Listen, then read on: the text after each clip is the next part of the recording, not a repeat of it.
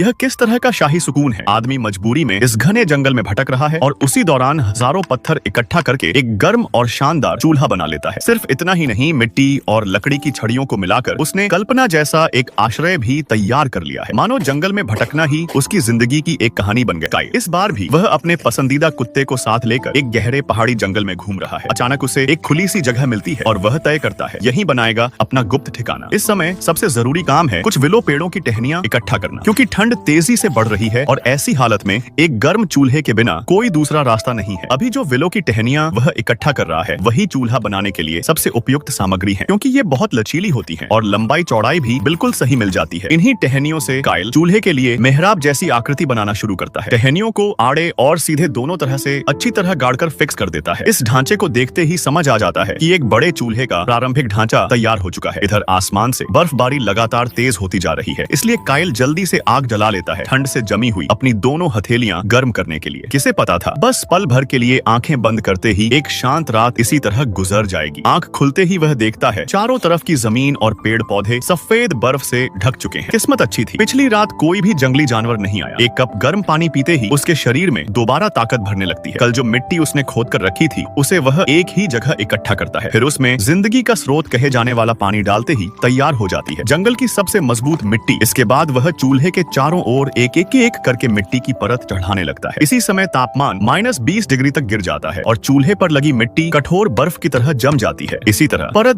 दर परत मिट्टी लगाते हुए काइल का पूरा एक दिन बीत जाता है। सब कुछ ठीक तरह से हो गया है, यह पक्का करने के बाद वह आसपास जाकर बर्फ के नीचे पड़े हुए पत्थर इकट्ठा करता है, फिर एक परत पत्थर और एक परत मिट्टी लगाते हुए ऊपर की ओर बनाता चला जाता है। इस काम को देखते हुए मन अपने आप अजीब सी शांति महसूस करता है। काइल फैसला करता है कि पूरे चूल्हे को अच्छी तरह ढक दिया जाए। इससे चूल्हा जहां खाना पकाने के काम आएगा वहीं उसके ऊपर लेटकर भयानक ठंड से भी बचा जा सकेगा। आखिरकार चूल्हा पूरी तरह तैयार हो गया। इसके बाद वह तुरंत सूखी लकड़ी से आग जलाता है ताकि पहले चूल्हे को अच्छी तरह सुखा लिया जाए।